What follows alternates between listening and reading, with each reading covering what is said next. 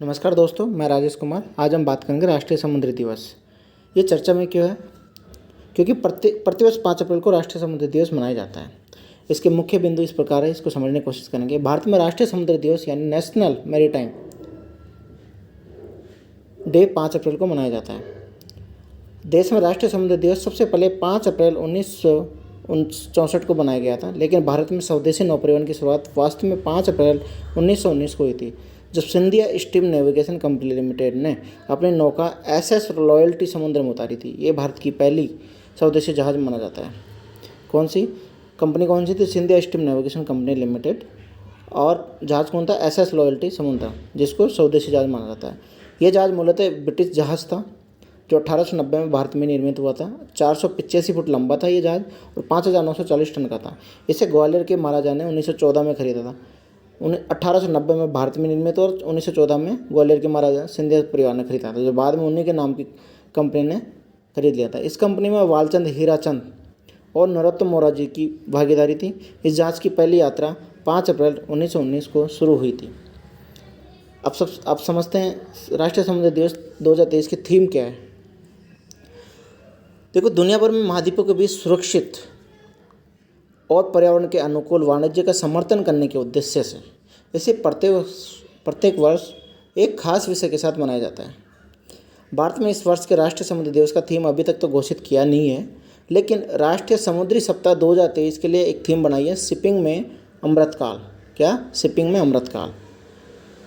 30 मार्च 2023 से 5 अप्रैल 2023 तक समुद्री सप्ताह का आयोजन किया गया, जिसकी थीम थी शिपिंग में अमृतकाल। इस वर्ष राष्ट्रीय समुद्री दिवस का 60वां संस्करण है। राष्ट्रीय समुद्री दिवस हर साल अंतर महाद्वीपीय वाणिज्यिक और वैश्विक अर्थव्यवस्था को दुनिया के एक कोने से दूसरे कोने तक माल परिवहन के सबसे सुव्यवस्थित, सुरक्षित और मजबूत पर्यावरण के अनुकूल दृष्टिकोण के रूप में समर्थन करने में जागरूकता को जो चित्रित करने के लिए मनाया जाता है। आगे हम बात करेंगे भारत के लिए समुद्री प्रणाली का महत्व क्या है। समुद्री प्रणाली भारत की अर्थव्यवस्था और राष्ट्रीय सुरक्षा का एक महत्वपूर्ण पहलू है। ये समझने की कोशिश करते हैं, भारतीय अर्थव्यवस्था और राष्ट्रीय सुरक्षा के लिए कैसे समुद्र प्रणाली महत्वपूर्ण है। सामरिक स्थान: भारत रणनीतिक रूप से हिंद महासागर पर स्थित है, जो एशिया, अफ्रीका और यूरोप को जोड़ने वाला एक महत्वपूर्ण समुद्री व्यापार मार्ग है। किस किस को जोड़ता है? एशिया, अफ्रीका और यूरोप को जोड़ने वाला महत्वपूर्ण समुद्री व्यापार मार्ग है। प्रमुख शिपिंग लाइन से भारत की निकटता और इसकी लंबी तटरेखा इससे वैश्विक शिपिंग उद्योग में एक महत्वपूर्ण खिलाड़ी बनाती है। आर्थिक महत्व क्या है इसका, ये समझते हैं। भारत का एक समुद्री देश की अर्थव्यवस्था में महत्वपूर्ण भूमिका निभाता है। समुद्र क्षेत्र देश के निर्यात में योगदान देता है, सबसे इम्पोर्टेंट है। रोजगार के अवसर भी पैदा करता है, मछली पकड़ने में, पर्यटन, नौकायन जैसे विभिन्न उद्योगों को समर्थन करता है। वर्तमान में भारत का अंतर्राष्ट्रीय व्यापार वॉल्यूम के संदर्भ में 90% और मूल्य के संदर्भ में 77% समुद्र के माध्यम से किया जाता है। क्या? अंतर्राष्ट्रीय जो व्यापार किया जाता है भारत का, वो वॉल्यूम के रेफरेंस में 90% है और मूल्य के रेफरेंस में 77% समुद्र के माध्यम से भी व्यापार किया जा रहा है। राष्ट्रीय सुरक्षा: हिंद महासागर कई महत्वपूर्ण राजनीतिक स्थानों का घर है, जिसमें हॉर्मुज जलमर्मध्य और मलक्का जलमर्मध्य शामिल है। ये स्थान अंतर्राष्ट्रीय व्यापार के लिए महत्वपूर्ण है। इन समुद्री मार्ग में कोई भी व्यवधान भारत की राष्ट्रीय सुरक्षा के लिए गंभीर प्रभाव डाल सकता है। इसके अतिरिक्त भारत की लंबी तटरेखा और इसके द्वीप क्षेत्र इसे समुद्री डकैती और तस्करी जैसे समुद्री खतरों के प्रति संवेदनशील बनाते हैं। तो इस सुरक्षा के दृष्टिकोण से समझ गए। अब प्राकृतिक संसाधन के दृष्टिकोण से इसका महत्व समझते हैं। भारत का समुद्री जल प्राकृतिक संसाधनों से समृद्ध है, जिसमें तेल और गैस के कई भंडार मिले हैं, मछली के भंडार और खनिज शामिल हैं। इन संसाधनों को विकसित करने के लिए महत्वपूर्ण आर्थिक लाभ हो सकते हैं।